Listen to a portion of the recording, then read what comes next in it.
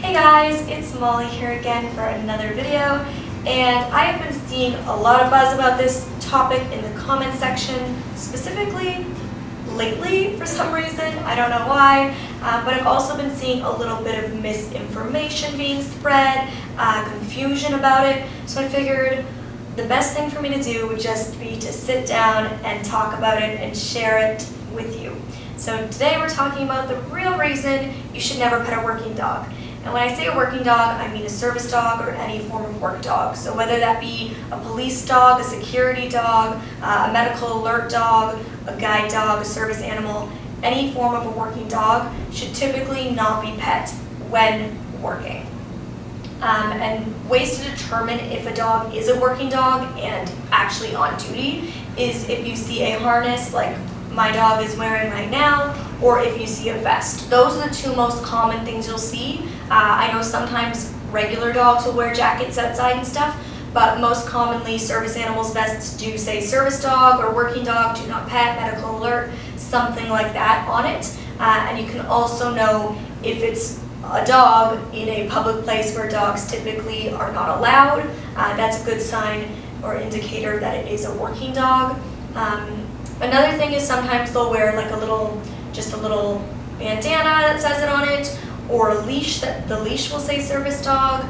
So sometimes it's a little more subtle, and sometimes they actually don't wear any kind of indication, although I would say those are definitely much more rare than seeing a dog just wearing a vest or a harness. And the dog won't always be accompanied by somebody who appears disabled. There are definitely a lot of people who use working dogs who have invisible disabilities. So I know you definitely cannot always determine if the dog is working based on the person that the dog is with. So definitely keep that in mind as well. Something to note is that there are certain types of service dogs that are allowed to be pet. I know sometimes puppies in training can be pet, and I know sometimes that dogs for people with autism can be pet on occasion.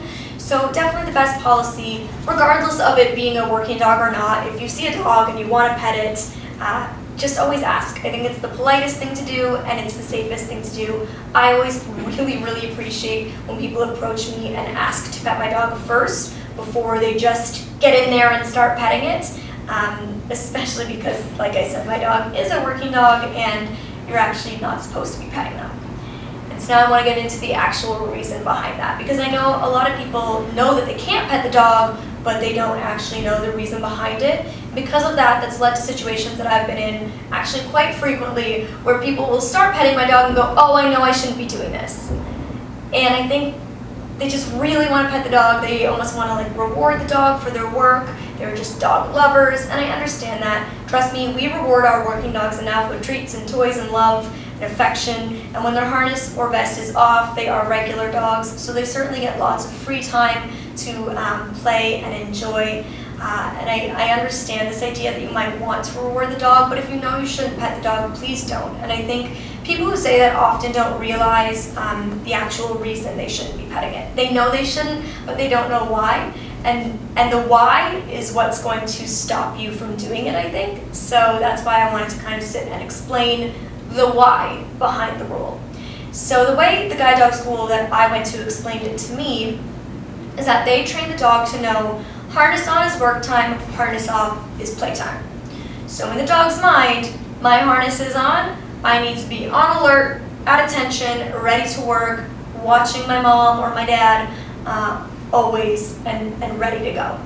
And even though my dog right now looks like he's just taking a nap on the floor, or if you see me at a coffee shop with a friend and he's just under the table taking a nap, his harness is on, and that means in his mind he's ready to work at any moment. He's here for me, and he knows that he is working. So even though he's napping, he's also kind of working. And so even though my dog might just be looking like it's chilling, you still can't pet him, unfortunately. And what it comes down to is safety. Because when my dog's playing, he's not taking care of me, which is fine, because when the harness is off, I don't need him. That's why I've taken it off. And so when people start to pet him or play with him, distract him, give him food, talk to him, stare him in the eyes, and give little Google faces to him, if they're trying to distract him in any way, petting just being the most common one, It's taking his attention away from me and the job that he's here to perform. And where that becomes very dangerous is if I'm in a situation where I'm, say, crossing a busy street here in Toronto, and my dog decides it's playtime, I want to chase the squirrel, or I want to, go see that person across the street. He could bolt or run me across the road, and that's dangerous for both of our lives. And at the end of the day, as a blind person, my life is in my dog's four paws. And it's crucial that he is always paying attention, on guard, at the ready when his harness is on and the two of us are working together. And this goes for a lot of other forms of service animals, especially medical alert dogs. If you're distracting that dog and their epileptic owner is about to go into a seizure, or their diabetic owner is having issues with their insulin, that dog is there to alert them to that if they can't sense it themselves.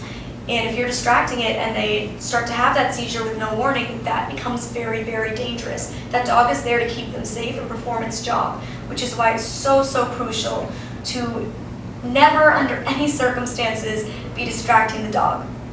And at the end of the day, we are giving these dogs from schools or from trainers who have professionally trained these dogs, put a lot of money into it, years of work, and it would be a shame to have to do early retirement, but that's what would have to happen if the dog can no longer distinguish what's work time and what's playtime. And my dog doesn't want to retire. My dog loves to work. I don't want to retire my dog. I need him every day. It's crucial that I have him with me for just completing little simple everyday tasks. I need my dog.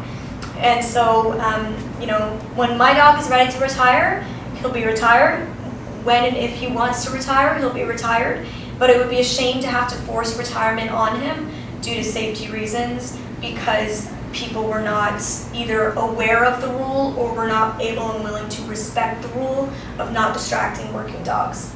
So that's that. I hope this helped you in some way, clear some things up for you. Please share this video with your family and friends, or share the information that you've learned today with your family and friends, so we can help spread the awareness and keep the education going on and stop any kind of safety risks that might be happening. So I appreciate you for sticking with me. Give it a thumbs up if you enjoyed. Hit the subscribe button so you're updated when my next video comes out, and I'll see you next time. Bye guys.